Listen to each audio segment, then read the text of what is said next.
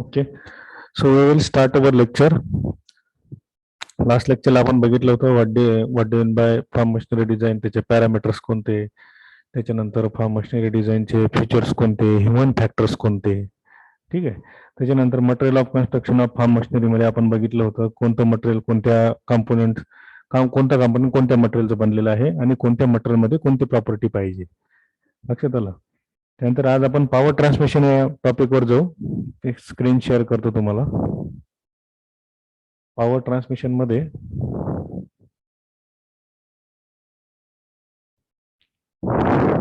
आपण पहिले ड्राईव्हचा स्टडी करू. ओके,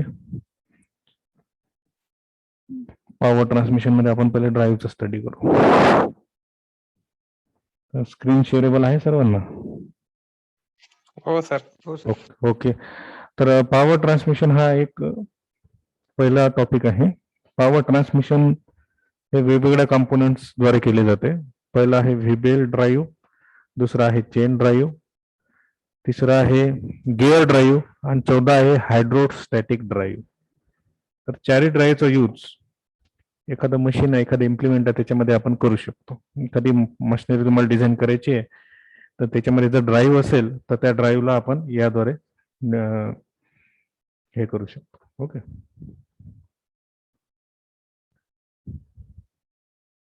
एखादा ड्राईव्ह तुम्हाला द्यायचा असेल तर त्याद्वारे तुम्ही करू शकता. म्हणजे चार ड्राईव्ह आपल्याला स्टडी करायचं आहे थोडक्यात शॉर्टमध्ये. त्यातला पहिला ड्राईव्ह जो आहे तो आपला व्हीबेल ड्राईव्ह आहे. ओके, त्याच्यामध्ये आपण बघणार आहे selection of proper components, V belt ड्राईव्हचे कॅरेक्टरिस्टिक्स.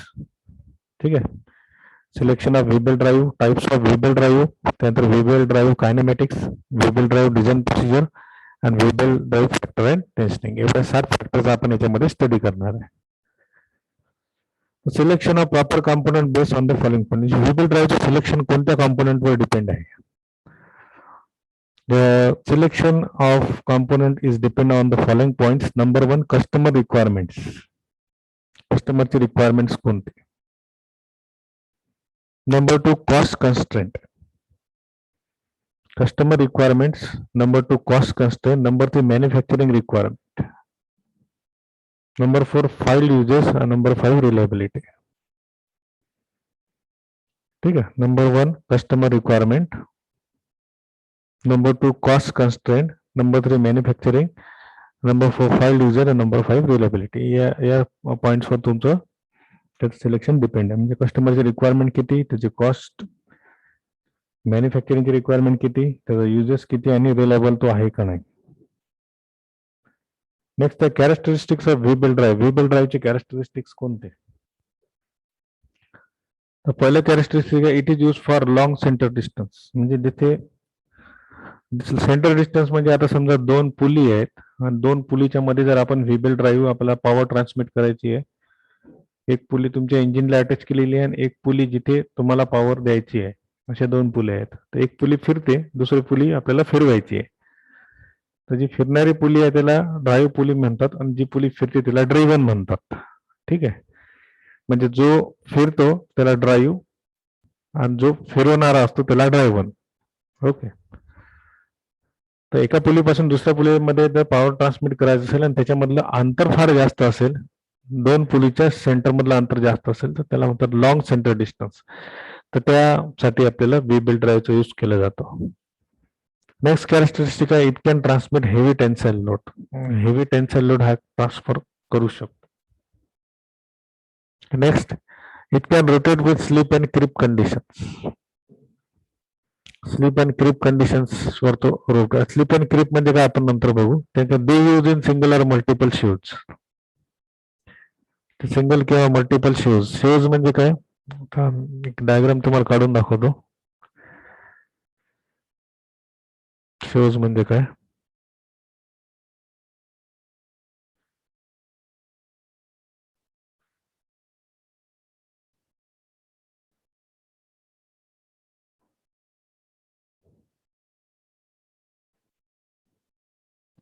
आता व्हीबेल ड्राईव्ह हा व्ही शेप असतो असा.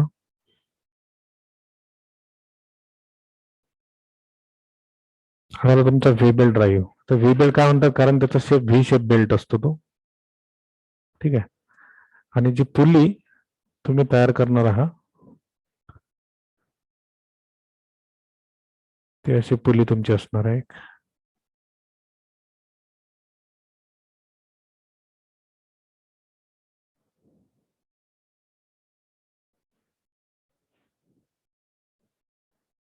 ही पुली आहे समजा. ओके. या पुलीमध्ये एक खाच असते अशी व्ही शेप खाच.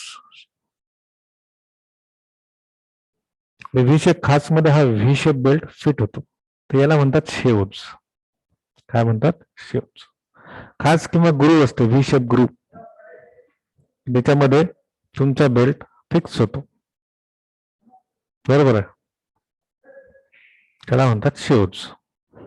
सिंगल शेव किंवा मल्टिपल शेव. मल्टिपल शेव म्हणजे एका पुलीमध्ये 2 खाच असतील तर त्याच्यावर 2 बेल्ट फिक्स होतील. किंवा तुम्ही बघितलं असेल काही काही ठिकाणी एका पुलीवर दोन बेल्ट ड्राईव्ह चढवले जातात किंवा एका पुलीवर 3 बेल्ट ड्राईव्ह चढवले जातात. लक्षात. तर जितके बेल्ट त्याच्यावर असतील तेवढे खाच त्याला असल्या पाहिजेत. त्याला म्हणतात शूज. सिंगल शूज म्हणजे एकच खाच एकच बेल्ट. मल्टिपल शूज 2 पेक्षा अधिक खाच अधिक belt. Okay. They can use in single or multiple shoes.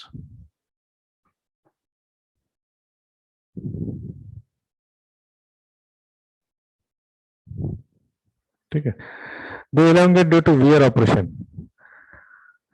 नेहमी नेहमी यूज केल्यामुळे त्याचे थोडस तो बेल्ट थोडासा लांबतो.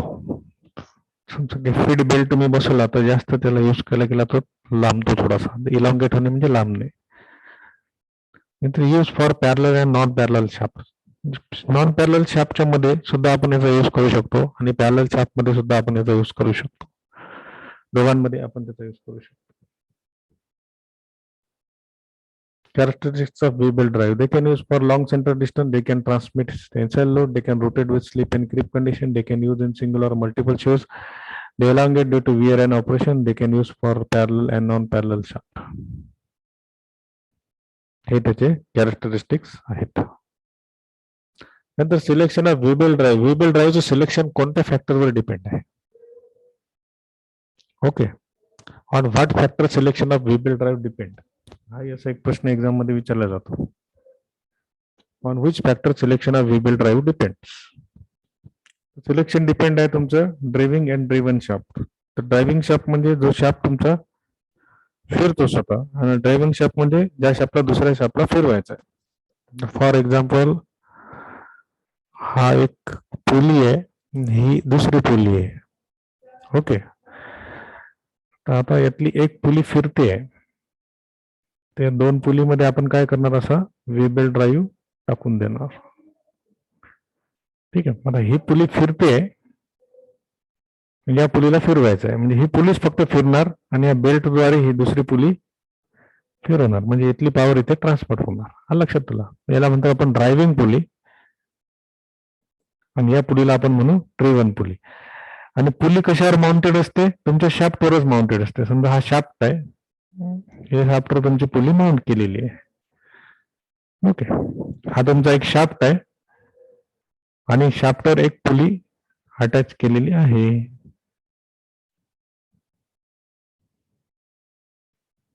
हा लक्षात तुमच्या. मग त्याला ड्रायव्हिंग आणि ड्रायव्हन पुली म्हणतात. शब्द लक्षात ठेवा.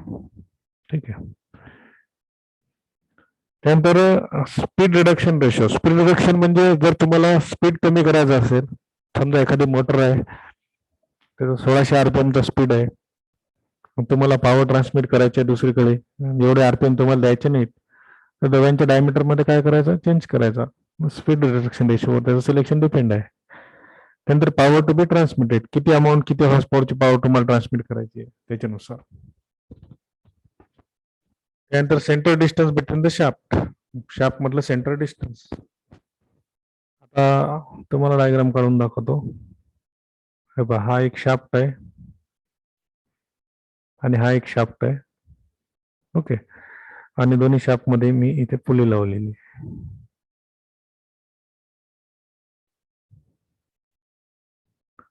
तर याच्या आणि याच्या सेंटर मधलं हे जे डिस्टन्स आहे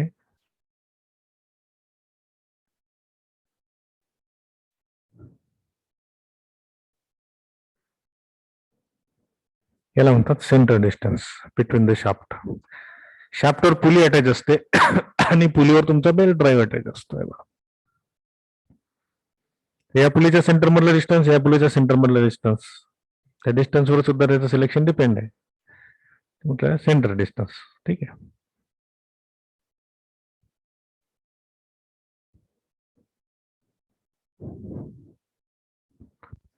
त्यानंतर शाफ्टचं लेआउट कसं आहे, त्याच्यानंतर स्पेस म्हणजे जे ग्रूव आहे तुमच्या पुलीमध्ये, त्या ग्रूव मध्ये जो स्पेस आहे तो स्पेस कसा आहे, अँड सर्व्हिस कंडिशन. ओके. हो, 1 minute.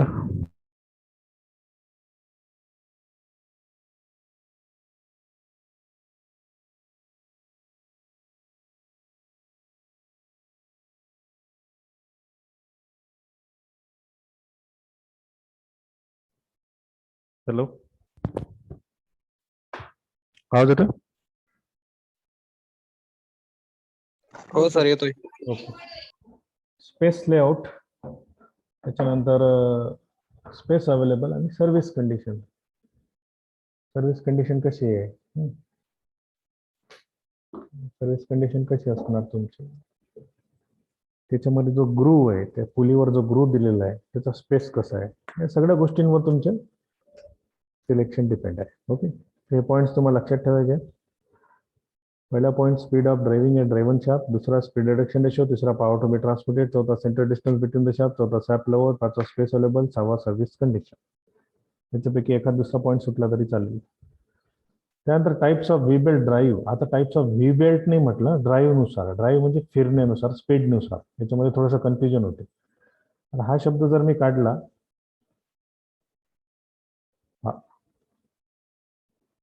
Types of V belt drive, V belt ड्राईव्हचे प्रकार येतील. आता कोणते प्रकार येतील? एक फ्लॅट व्ही बेल्ट ड्राईव्ह आणि एक व्ही शेप. ठीक आहे, व्ही शेप किंवा फ्लॅट शेप, दोन प्रकार. पण ड्राईव्ह शब्द जर वापरलेला असेल तर ड्राईव्ह म्हणजे व्ही बेल्ट जी पॉवर ट्रान्समिट करतो त्याच्यानुसार त्याचे प्रकार डिफाईन होतात. दोघांमध्ये थोडंसं कन्फ्युजन होऊ नका. त्याचे प्रकार आहे लाईट ड्राईव्ह, मीडियम ड्राईव्ह आणि heavy drive. Okay. So light drive म्हणजे काय? जर बेल्टची स्पीड ही 10 मीटर पर सेकंड पर्यंत असेल तर it is called as light drive. Medium drive म्हणजे काय?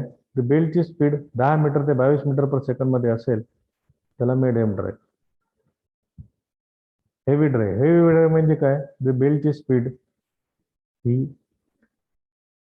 22 मीटर पर सेकंड किंवा त्याच्या वर असेल त्याला म्हणतात हेवी ड्राईव्ह. ओके. तर दोन्ही गोष्टीचा यूज आपण इथे करू शकतो. लाईट ड्राईव्ह, मीडियम ड्राईव्ह आणि हेवी ड्राईव्ह. काही काम आहे? हो, अर्जंट आहे.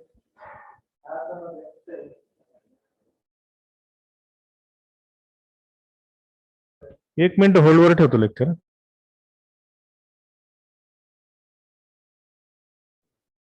चलो, त्याच्यानंतर हेवी ड्राईव्ह. हेवी ड्राईव्ह म्हणजे 22 मीटर पर सेकंड किंवा त्याच्यापेक्षा जास्त जर असेल, तुम्हाला स्पीड मेंटेन करायचं असेल तर तुम्हाला हेवी ड्राईव्ह टाईप, तर तो त्या हेवी ड्राईव्ह मध्ये येतो. Okay. बेल्टची speed 10 metre per second असेल त्याला लाईट ड्राईव्ह, 10 ते 22 मीडियम, आणि 22 मीटर पर सेकंड किंवा त्याच्यापेक्षा वर असेल तर हेवी ड्राईव्ह. हे ड्राईव्ह नुसार झाले. नुसतं व्ही बेल्टचे म्हटले तर फ्लॅट आणि व्ही शेप. ड्राईव्ह म्हटले तर लाईट ड्राईव्ह, मीडियम ड्राईव्ह आणि हेवी ड्राईव्ह. ओके. त्याच्यानंतर V belt drive kinematics. V belt drive kinematics मध्ये दोन पद्धती येतात, एक ओपन बेल्ट ड्राईव्ह सिस्टीम आणि क्रॉस बेल्ट ड्राईव्ह सिस्टीम. आता ओपन बेल्ट ड्राईव्ह सिस्टीम म्हणजे काय? आता खाली हा एक शाफ्ट तुम्हाला दिलेला आहे, हा दुसरा शाफ्ट तुम्हाला दिलेला आहे. या शाफ्टवर एक पुली अटॅच केलेली आहे आणि शाफ्टवर दुसरी पुली अटॅच केली. ओके. तर आता ही पुली ना फिरते आणि छोटी पुली आपल्याला फिरवायची, त्याला म्हणतात driver pulley. Driver.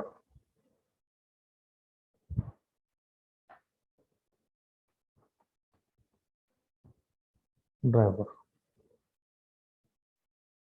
Okay. Driver pulley म्हणजे जी स्वतः फिरते. दुसरी आहे ड्रिवन पुली. ड्रिवन पुली म्हणजे आपल्याला त्या पुलीला फिरवायचं आहे.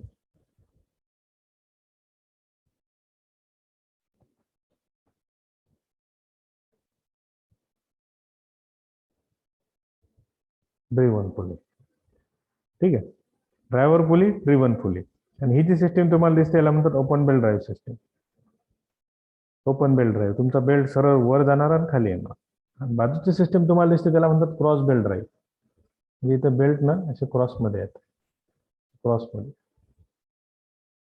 क्रॉस झालेला तयार आहे, cross belt drive system. Okay, त्याच्यानंतर हा तुमच्या पुलीमधला हा सेंटर, त्या पुलीमधला हा सेंटर, दोघांच्या सेंटर मधलं डिस्टन्स, हे दोघांच्या सेंटर मधलं डिस्टन्स, हे दोघांच्या सेंटर मधलं डिस्टन्स, दोन पुलीच्या सेंटर मधलं डिस्टन्स किंवा पुली दोन शाफ्टच्या सेंटर मधलं डिस्टन्स. ठीक आहे, आता याच्यामध्ये दोन टर्म्स तुम्हाला बघायला मिळतील, एक टाईट साईड आणि एक स्लॅक साईड. तर टाईट साईड म्हणजे काय, आता ही पुली जेव्हा फिरते तेव्हा हा बेल्ट खालून वर जातो, तर ही जी साईड झाली ही झाली टाईट साईड. आणि जेव्हा बेल्ट वरून असा खाली येतो, हे बघा इथून वरून असा खाली येणार, ही झाली स्लॅक साईड. ठीक आहे, आता तुम्हाला दुसरं एक्झाम्पल देतो. तुम्हाला समजा एखाद्या बिल्डिंग मध्ये पायऱ्या असतील, तर पायऱ्या 4 मजली बिल्डिंग आहे, 4 मजली पायऱ्या तुम्हाला चढायच्या आहेत. तर चढताना तुम्हाला थोडा स्ट्रेस जाणवते, हा लक्षात, चढताना थोडा स्ट्रेस जाणवते. आणि त्याच पायऱ्या उतरताना तुम्हाला स्ट्रेस अजिबात जाणवत नाही, हा लक्षात. का जाणवत नाही, कारण जेव्हा तुम्ही त्या पायऱ्या चढता तेव्हा अर्थचं ग्रॅव्हिटेशन फोर्स तुम्हाला अपोज करते, त्याला अपोज करून तुम्ही वर चढता. पण जेव्हा तुम्ही पायऱ्या उतरता तेव्हा अर्थचं ग्रॅव्हिटेशन फोर्स तुम्हाला अट्रॅक्ट करते आणि तुमचं वेट पूर्णपणे खाली येते. किंवा तुम्हाला दुसरं एक्झाम्पल सांगतो, बिल्डिंगच्या पायऱ्या चढून वर जाणे म्हणजे टाईट साईड, आणि बिल्डिंगवरून उडी मारून खाली पडणे म्हणजे स्लॅक साईड. आता जो मनुष्य बिल्डिंगवरून उडी मारून खाली पडला, तर खाली पडताना त्याला वेट जाणवते का, नाही जाणवत, कारण ग्रॅव्हिटेशनल फोर्स त्याला ऑलरेडी ओढतोच आहे, म्हणजे त्याचं जे वेट आहे ते ऑलरेडी 0 झालेलं आहे. पण जेव्हा तो वरच्या दिशेला ट्रॅव्हल करतो पायऱ्या चढून, तेव्हा त्याचं वेट घेऊन तो ट्रॅव्हल करतो आणि ग्रॅव्हिटेशनल फोर्स त्याला अपोज करते. तसंच आता हा बेल्ट जेव्हा खालून वरच्या दिशेला जाणार तेव्हा त्याला टेन्शन क्रिएट होणार, आणि वरून जेव्हा खाली येणार तेव्हा त्याचं टेन्शन लॉस होणार. किंवा दुसरं एक्झाम्पल, तुमची जी विहीर आहे, त्या विहिरीवर तुम्ही एक व्हील असते, ठीक आहे, तुम्ही बघितलं असेल विहिरीने पाणी ओढताना, बघितलं आहे की नाही? हॅलो, हो सर. हा, तर विहिरीवर पाणी ओढत असताना एक व्हील त्या विहिरीला अटॅच केलेलं असते.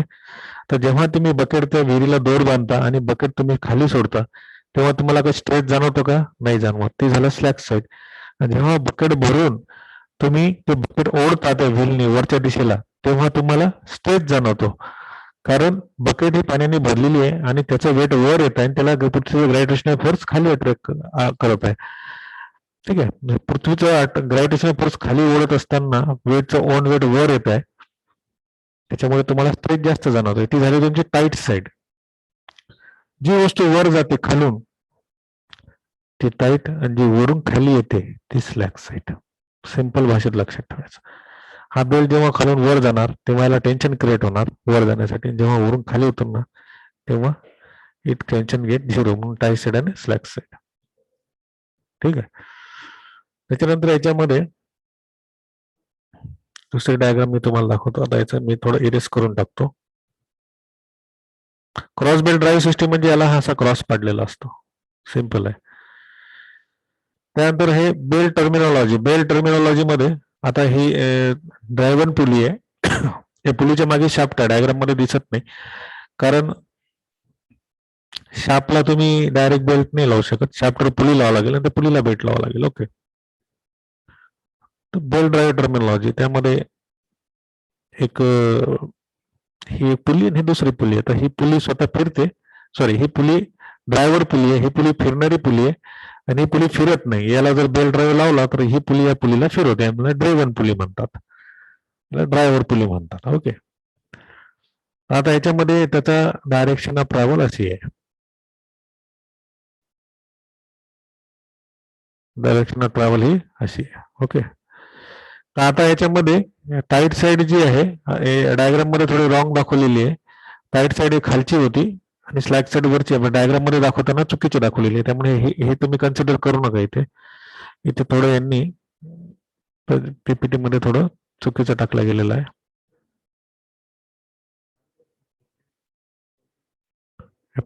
हे तुमची टाईट साईड झाली आणि हे स्लॅक साईड झाली. ओके,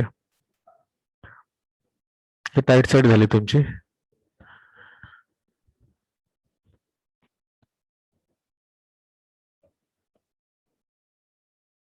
कारण ही साईड खालून वर जाणार म्हणजे टाईट साईड आहे, वरून खाली येणार हे तुमची स्लॅक साईड झाली.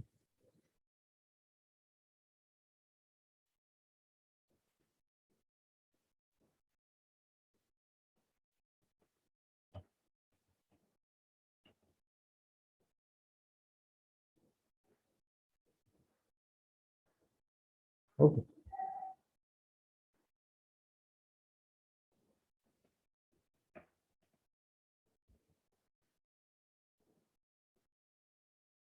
ही स्लॅक साईड झाली आणि ही टाईट साईड झाली. नंतर याचे आपण टर्मिनॉलॉजी बघू. तर हे सेंटर टू सेंटर डिस्टन्स, या पुलीमधला सेंटर आहे, या पुलीचा सेंटर आहे, याला म्हणतात सेंटर डिस्टन्स. त्याच्यानंतर arc of contact. Arc of contact म्हणजे काय तुम्हाला काढून दाखवतो. ही पण डेफिनेशन विचारल्या जाते. इथून मी एक व्हर्टिकल लाईन काढली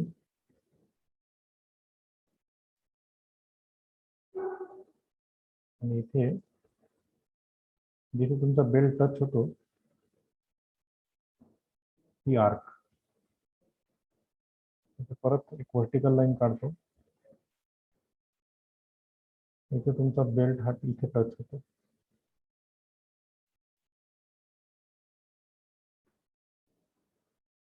ठीक आहे, म्हणजे तुमचा बेल्ट ना इथे टच होतो, इथे टच होतो, इथून तुमचा बेल्ट लीव होतो.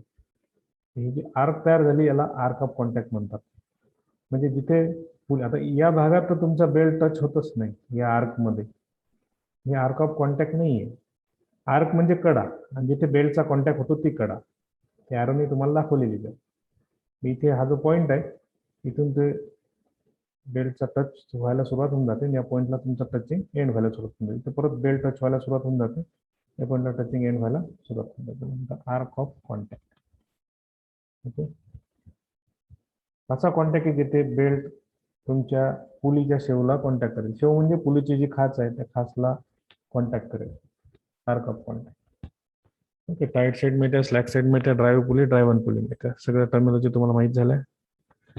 त्यानंतर स्पीड रेशो म्हणजे काय, याच्यामध्ये परत एक टर्म आहे speed ratio. So what do mean by speed ratio? Ratio of angular velocity of driver sheave to angular velocity of driver sheave. Sheave म्हणजे काय, पुलीच, त्याला तुम्ही पुली म्हणू शकता. ठीक आहे, पुलीच्या जागा त्याला शेव म्हटलेलं आहे. अँग्युलर व्हेलॉसिटी ड्रायव्हर पुलीची घ्या आणि अँग्युलर व्हेलॉसिटी ड्रायव्हर पुलीची घ्या, दोघांचा रेशो घ्या, त्याला म्हणतात स्पीड रेशो. हे पण डेफिनेशन विचारली जाते. आता हा जी व्हेलॉसिटी आहे आरपीएमच्या स्वरूपात घेतलेली आहे. आरपीएम एन, एन म्हणजे ड्रायव्हर, आर म्हणजे ड्रायव्हर, एम म्हणजे ड्रिव्हन आणि आर म्हणजे ड्रायव्हर. लक्षात. आरपीएम, कारण आरपीएम व्हेलॉसिटी आपण आरपीएम मध्येच मोजतो. So RPM N, N for driven, RPM R for driver. त्याच्यानंतर पीस डायमीटर, आता PDR divide by PDN. PD म्हणजे काय, पीस डायमीटर. आता पीस डायमीटर म्हणजे कोणती डायमीटर? ही जी डायमीटर आहे याला पीस डायमीटर म्हणतात. पीस डायमीटर ही झाली piece diameter. Okay, PD, pitch diameter, simple आहे. तर आता याच्या अपोजिट ही इथे pitch diameter of driver sheave तो pitch diameter of driven sheave. Angular velocity pitch diameter of driver to driver, परंतु डायमीटरच्या स्वरूपात जर डेफिनेशन घ्यायचे असेल तर pitch diameter of driver to driver. Okay, ही स्पीड रेशोची डेफिनेशन लक्षात ठेवा. त्याच्यामध्ये R is the driver sheave, R is the driver sheave. शिवच्या जागेवर तुम्ही पुली शब्द पण वापरू शकता. नंतर आर्क ऑफ कॉन्टॅक्ट म्हणजे काय, it is angle suspended by arc over with the belt contact the sheave. म्हणजे अशी आर्क ज्या आर्कवर तुमचा बेल्ट हा कॉन्टॅक्ट मध्ये राहील. त्या शिव म्हणजे खाचवर, त्या पुलीमध्ये जी खाच आहे त्या खाचमध्ये तुमचा बेल्ट हा कॉन्टॅक्ट मध्ये राहील. हे पहा, ही खाच, या खाचेमध्ये तुमचा बेल्ट ची जी जी कॉन्टॅक्ट मध्ये राहतो, तर ती जी आर्क तयार झाली त्याला आर्क ऑफ कॉन्टॅक्ट म्हणतात. ओके. तर ओपन बेल्ट ड्राईव्ह साठी सिस्टीमसाठी आर्क ऑफ कॉन्टॅक्ट हा फाय मी इंडिकेट करतात. त्यासाठी हा फॉर्म्युला तुम्हाला लक्षात ठेवायचा. Sign of PD1 minus PD2 8/2C. PD1 म्हणजे pitch diameter of driven pulley minus pitch diameter of driver pulley divide by 2C. C म्हणजे दोन पुलीच्या सेंटर मधलं डिस्टन्स. या दोन पुलीच्या सेंटर मधलं हे डिस्टन्स यायला आपण C म्हणू. ठीक आहे. हा PD1 आणि हा PD2. Cross belt drive system असेल तर इथे प्लसचं साईन येणार, बाकी ऍज इट इज. ठीक आहे. Where centre to centre distance of the shoes. त्यानंतर length of the open belt drive. Open belt ड्राईव्हची लेंथ काढायची असेल तर तुम्हाला हा फॉर्म्युला दिसतोय. 2C प्लस पाय PD1 plus PD2 divide by 2 plus PD1 minus PD2 bracket divide by 4C. Cross belt drive system जर असेल तर तुम्हाला हा दुसरा फॉर्म्युला यूज करावा लागेल. त्याच्यामध्ये 2C प्लस पाय PD1 प्लस PD2. आता फॉर्म्युला थोडासा याच्यामध्ये इथे करेक्शन आहे, फक्त इथे मायनस आहे, इथे प्लस आहे. ओके. बाकी फॉर्म्युला तुमचा सेमच आहे. ठीक आहे. इथे मायनस आहे, इथे प्लस आहे. त्यानंतर बेल्टची स्पीड. बेल्टची स्पीड जर तुम्हाला काढायची असेल तर स्पीड आपण व्हेलॉसिटीच्या स्वरूपात काढतो. तर V is the belt speed in metre per second is equal to RPM into pitch diameter divide by 1900. 1900 हे डिफॉल्ट आहे. RPM हे तुम्हाला दिलेले असतील आणि पिच डायमीटर तुम्हाला दिले असेल, त्यामुळे तुम्ही बेल्टची स्पीड काढू शकता. त्यानंतर V belt drive design procedure. V belt drive design procedure मध्ये पहिले तुम्हाला establish the desire speed and load condition. म्हणजे स्पीड किती आहे, लोड किती आहे तुम्हाला काढावं लागेल. त्यानंतर select the different speed and load condition. त्याच्यामधली स्पीड अँड लोड कंडिशन तुम्हाला सिलेक्ट करावं लागेल. त्यानंतर determine the driven load for each condition. प्रत्येक कंडिशनसाठी ड्रायव्हिंग जी पुली फिरते त्याच्यावर लोड किती हे तुम्हाला करावं लागेल. त्यानंतर select the belt type and cross sections. बेल्टचं टाईप तुम्हाला सिलेक्ट करावं लागेल. तुम्हाला व्ही बेल्ट यूज करायचा का फ्लॅट बेल्ट यूज करायचा. त्यानंतर कॅल्क्युलेट द ॲप्रोप्रिएट लेंथ. तुम्हाला बेल्टची ॲप्रोप्रिएट लेंथ कॅल्क्युलेट करावं लागेल.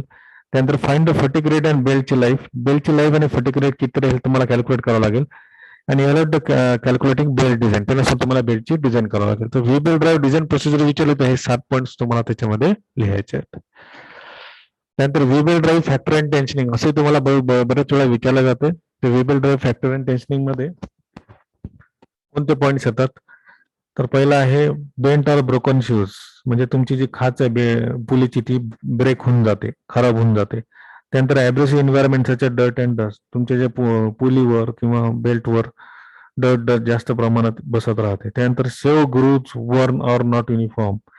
तुमची जे पुलीवर जी खाच असते ती तेडीताडी असू शकते, ती सरळ नसते. त्यानंतर मिस अलाइनमेंट ऑफ शूज. म्हणजे दोन पुलींमध्ये जो बेल्ट आपण लावतो तर त्या दोन पुली ह्या सारख्याच अंतरावर असल्या पाहिजे, एक सरळ रेषेमध्ये असल्या पाहिजे. तिरप्या तारप्या असल्या तर बेल्ट हा तिरपा तारपा बसू शकतो. त्यानंतर इम्प्रॉपर बेल्ट टेन्शन आणि शेव्स डायमीटर टू स्मॉल. ते खाचीचे डायमीटर जर खूप स्मॉल असेल तर बेल्ट प्रॉपरली फिट होणार नाही. हे बेल्ट फॅक्टर अँड टेन्शनिंग मध्ये पार्ट. त्यानंतर लार्ज शेव्स डायमीटर जर आपण वापरली तर काय होतो. लार्ज शेव्स डायमीटर जर आपण वापरली तर लोअर शाफ्ट बेरिंग वर लोड येतो. त्यानंतर बेल्टची सर्व्हिस लाईफ खराब होते. त्यानंतर बेटर ओव्हरऑल ड्राईव्ह इकॉनॉमी आणि इफिशियन्सी आणि less space with because of belt cross section and no strength. ठीक आहे. तर एवढे पॉईंट्स त्याच्यामध्ये आहेत. तुम्हाला जर विचारलं व्ही बेल्ट ड्राईव्ह कायनेमॅटिक्स, तर V belt drive kinematics explain V belt drive kinematics. त्याच्यामध्ये 2 डायग्राम काढायचे. त्याच्यामध्ये परत ही डायग्राम काढायची. स्पीड रेशोची डेफिनेशन एवढं लिहायचं, आर्क ऑफ कॉन्टॅक्ट एवढं लिहायचं, लेंथ ऑफ द बेल्ट एवढं लिहायचं, बेल्ट स्पीड एवढं लिहायचं. हे झालं V belt drive kinematics. V belt drive design procedure विचारलं तर तुम्हाला हे लिहिता आलं पाहिजे. V belt factor and tensioning विचारलं तर तुम्हाला हे लिहिता आलं पाहिजे. लक्षात तुमच्या. Selection of types of V belt drive. त्यानंतर selection of V belt drive, characteristics of V belt drive, selection of proper components. ठीक आहे. अशा पद्धतीचं हे आपलं व्ही बेल्ट ड्राईव्हचं एक लेक्चर एंड होते. ठीक आहे. त्यामध्ये कोणाला काही अडचण आहे आणि डाऊट्स तुम्ही विचारू शकता. काय अडचण आहे कोणाला? नाही सर. ठीक आहे, ही पीडीएफ मी तुम्हाला तुमच्या गुगल क्लासरूमवर शेअर करतो. ठीक आहे. हो सर. त्याच्यामुळे तुम्हाला त्याच्यावर स्टडी करता येईल. ओके, याच्या आधीच्या 2 नोट्स मी तुम्हाला दिलेल्या आहेत. ओके, त्यानुसार आता ही एक पीडीएफ तुम्हाला याच्यावर टाकून देतो तुमच्या गुगल क्लासरूम. ज्याने गुगल क्लासरूम जॉईन नसेल केला त्यांनी प्लीज जॉईन करून घ्या. सगळे नोट्स त्याच्यामध्ये काही मी क्विज पण टाकले ना, असाइनमेंट पण टाकले.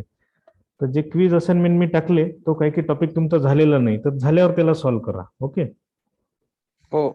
व्ही बेल ड्राईव्हचं काही झालेलं नव्हतं, आज थोडंसं झालेलं आहे, तर झाल्यावर त्याला सॉल्व्ह करा. मग असं थोडंसं करण्याचा प्रयत्न करा. ठीक आहे, तर अटेंडन्स घेतो मी. खार्डे आहे, ओके. गबाडे आहे, ओके. नंतर बस्ते प्रतीक आहे. नंतर शुभम भनगावकर आहे, सुरेंद्र वाणी आहे. ओके, ठीक आहे, तुमची अटेंडन्स घेतली आहे मी. 5 जण प्रेझेंट आहे. ओके, चालेल. मग आजचं लेक्चर आपण इथेच एंड करू. ही नोट्स तुम्हाला गुगल क्लासरूमवर आता मी शेअर करून देतो. ठीक आहे, पण याच्या पुढे थोडं लेक्चरला प्रेझेंट राहा. मागच्या लेक्चरला तुम्ही लोक नव्हते, नसले तर मी टॉपिक डिक्लेअर करत जाईल. ठीक आहे, हो. चालेल. मग हो सर. लेक्चर एंड करतो.